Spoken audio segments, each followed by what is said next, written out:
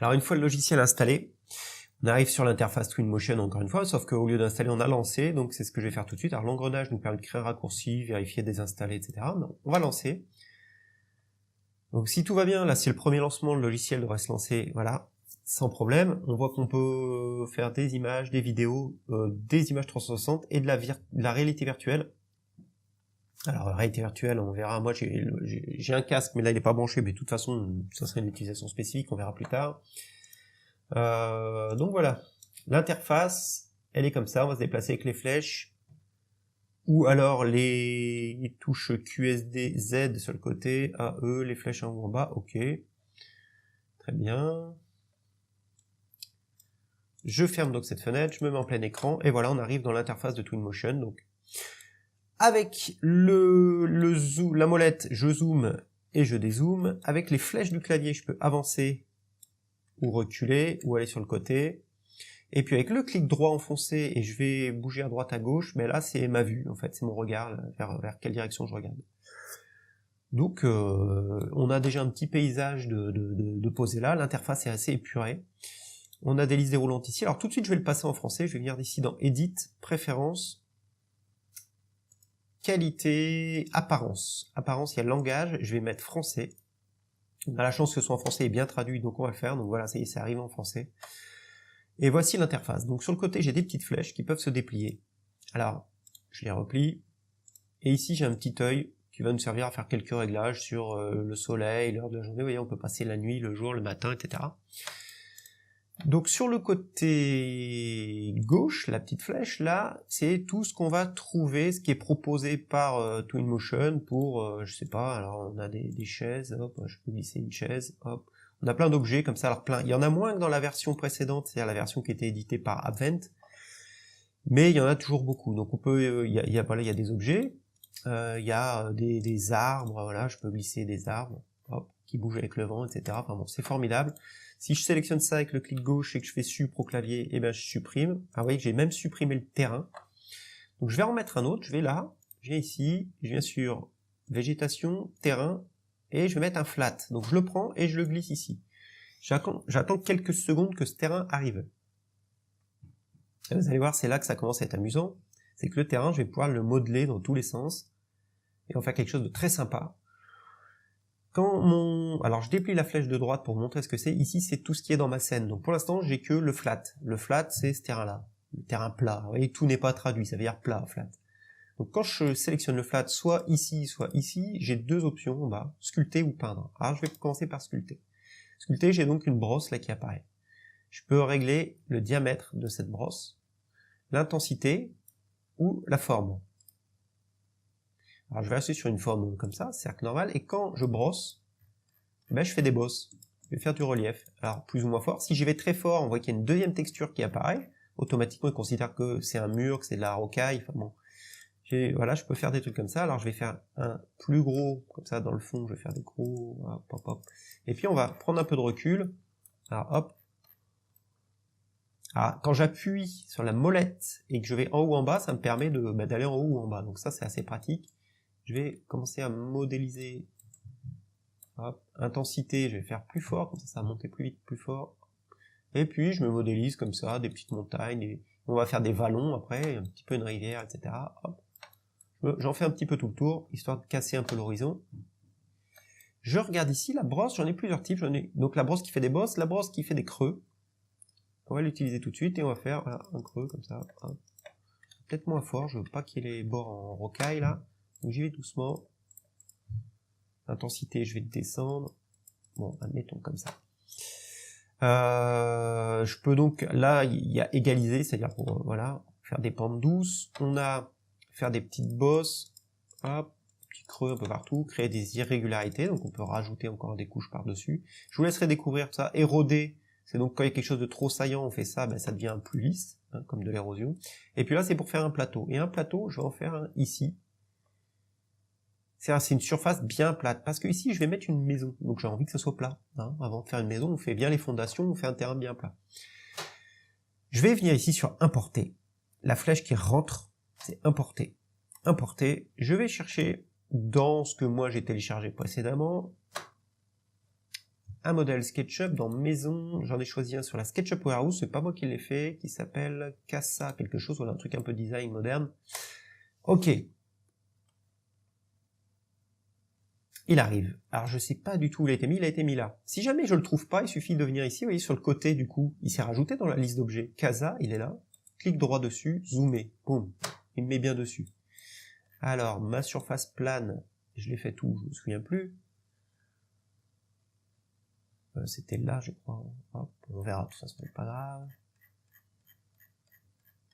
Je dézoome pour me souvenir comment est mon terrain. Donc, pour bouger ça, si je saisis ça et que je bouge, je vais prendre qu'une partie. Donc c'est un peu gênant. CTRL Z, je reviens en arrière.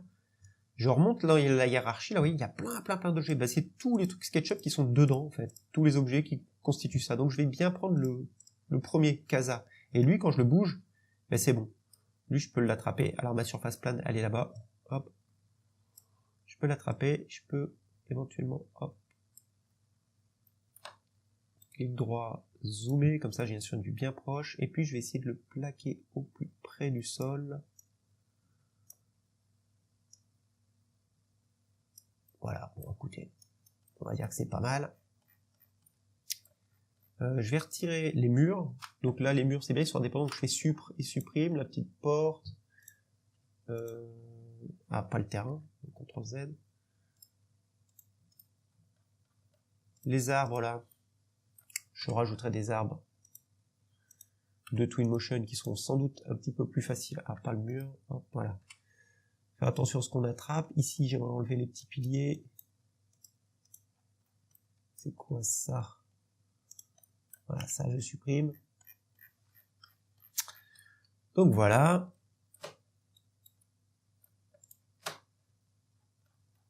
Donc je prends le temps de placer la construction. Hein. Peut-être qu'il faut que je la pivote un petit peu.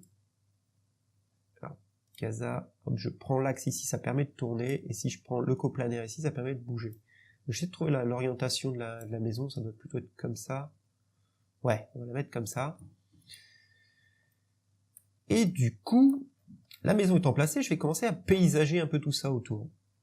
Premièrement, je vais venir dans ici la feuille qui représente nature, et je vais pouvoir mettre l'océan, activer l'océan. Donc je l'active, et regardez ce qui se passe. J'ai de l'océan qui se met partout. Alors bon, on dirait quel intérêt? Et ben je vais baisser juste le niveau, la hauteur. Je le baisse un peu, et comme ça je remplis les creux. Et là, comme j'ai fait un creux, je me retrouve avec un petit point d'eau juste devant ma maison. Je peux changer son aspect en quelques clics. Voilà, alors je vais faire un truc... le premier finalement était pas si mal. Voilà.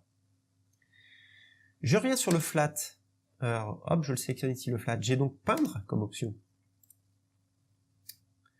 Et peindre, je vais pouvoir choisir ici des textures pour, voilà, venir peindre un peu. Si je veux peindre du sable, je cherche ici dans... Il m'a mis automatiquement les textures qu'il me propose, une texture de sable. Est-ce qu'il y en a une? Voilà, du sable comme ça par exemple, hop, et là je viens peindre du sable, comme s'il y avait une espèce de petite plage juste devant. Je peins, alors on voit que je peux régler le diamètre, l'opacité de la brosse, etc. Enfin, je peux régler plein de choses. Hop. Le fond, je vais le faire en sable aussi. Voilà. Je vais venir prendre une brosse plus petite, beaucoup plus petite.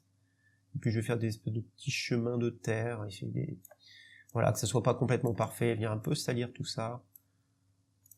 Hop, un petit peu partout là, sur le haut.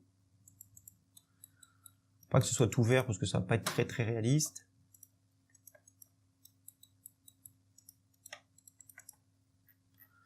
Voilà, donc il faut y aller. Une fois que je vais mettre les arbres, ça sera un petit peu plus cohérent. Je peux baisser l'opacité si je veux faire des trucs plus progressifs.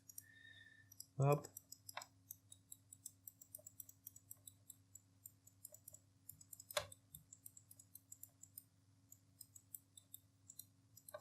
Admettons, vous avez compris le principe.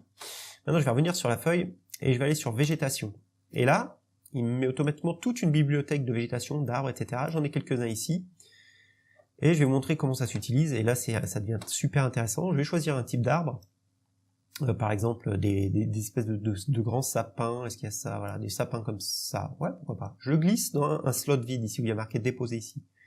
Et quand je clique dessus, et qu'après je viens cliquer, eh bien, je peins de la végétation à droite à gauche. Alors si je laisse le clic, vous voyez, ça va très vite. Hein, tac, tac, tac. Je peux faire une forêt de sapins.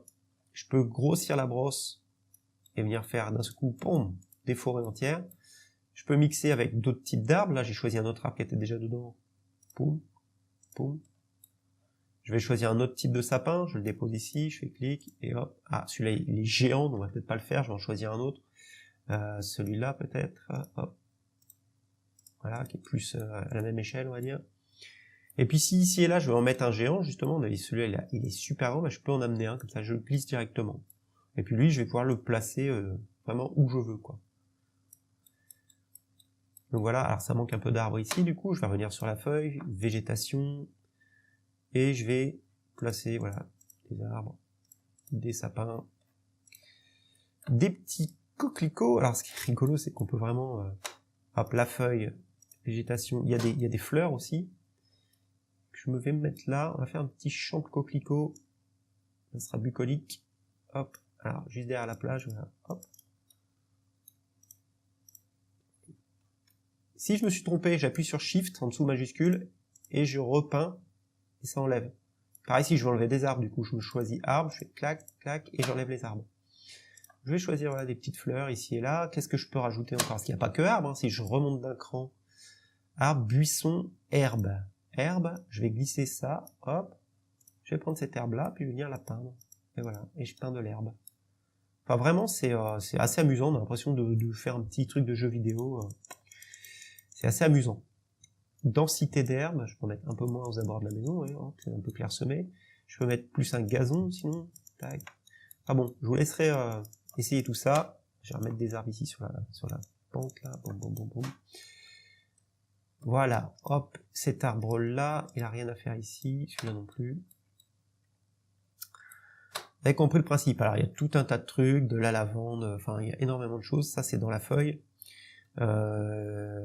L'océan, la météo, bah, en fait, voilà, si je passe du beau temps au mauvais temps, je passe de l'été à l'hiver.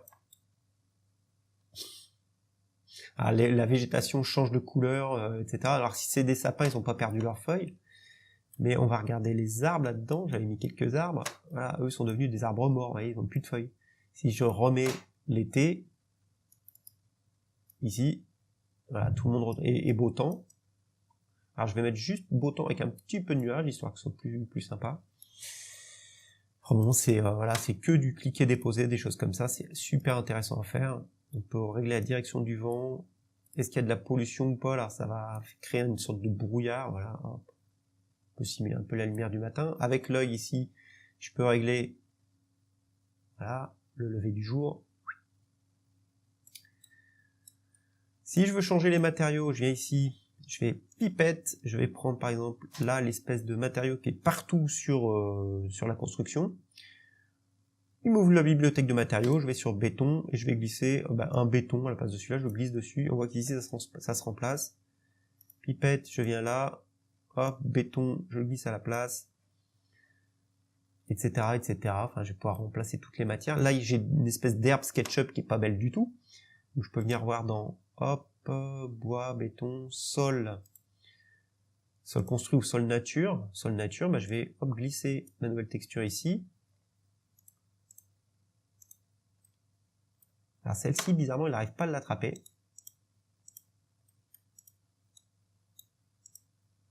Il n'arrive pas à l'attraper. C'est assez étrange. Bon. Donc il aurait peut-être fallu virer un peu tout ça avant de commencer. Ou alors je vais prendre la casa et je vais la baisser légèrement dans le sol, histoire de faire disparaître ça. Voilà.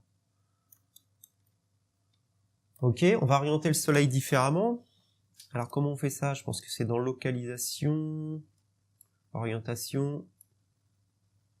Voilà, je peux mettre le soleil qui vient taper un peu plus sur la maison comme ça. Et puis, je vais vous laisser essayer tout ça. Moi, je vous montre juste qu'on peut rajouter des rochers. Voilà, mettre des petits cailloux. Ici, là, on peut peindre des cailloux. Hein, si je vais dans la feuille végétation et qu'en fait, je mets plutôt du rocher, petits cailloux comme ça. Et bah partout, je vais peindre des rochers. Voilà. On a un banc de pierre, on peut même en mettre un peu au fond de l'eau, un peu partout. Voilà. On peut mettre, ce qui est intéressant, c'est des personnages humains. Alors, je vais mettre un mec comme ça qui regarde l'eau. Je tourne. Face à la mer, enfin c'est pas la mer mais bon. Et puis on a d'autres choses, hein. On a des animaux. Alors qu'est-ce qu'on a? Voilà, il va être avec son chien. Et on va se faire un rendu juste de cette petite scène-là. Le mec qui regarde son chien, avec son chien qui regarde l'eau. Ah, des animaux, on a quoi? Même des poissons, je peux glisser des poissons dans l'eau. Enfin bon, ça va loin. Mettre des oiseaux dans le ciel. Enfin bon. Comment je fais un rendu de tout ça? Je vais ici sur le SyncPlay, je vais créer une image. Donc je vais créer une image. L'image vient ici. Si j'appuie sur le petit plus, j'ai plein de réglages que je peux faire. Des réglages de caméra sur est-ce que c'est flou, est-ce que c'est pas flou, est-ce qu'il y a un vignettage ou pas. Et ensuite, je viens sur exporter. Dans le slot image, je coche image 1, je fais exporter, je mets sur le bureau par exemple. Et vous allez voir la vitesse du rendu de cette image-là. C'est ça qui est intéressant en fait, c'est que ça va vite à faire et que ça va vite à rendre.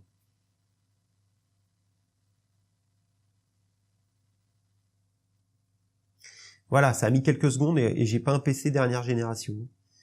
Donc on regarde, et voilà l'image que j'en ai sortie. C'est plutôt pas mal, on voit qu'il y a des jolis reflets, et j'ai rien paramétré, hein. J'aurais pu aller plus loin dans les textures, Voilà, j'ai une image directement comme ça, à partir de rien, d'un fichier SketchUp derrière, et ici je suis parti de zéro. Alors voilà, c'était juste un kit de démarrage pour Twinmotion, de quoi commencer à se débrouiller, comprendre un petit peu le logiciel. Et puis si vous voulez aller plus loin vraiment que ce logiciel-là, moi je prépare une formation complète que je vous proposerai par email dans les jours ou les semaines qui viennent si vous êtes toujours intéressé. Et puis je mettrai aussi quelques tutos spécifiques sur la chaîne YouTube. Donc surveillez votre boîte mail. Et j'espère que cette formation vous a été utile et va vous permettre d'améliorer vos rendus avec SketchUp ou avec tout autre logiciel 3D. Voilà, donc je vous remercie encore et puis je vous dis à très bientôt. Ciao!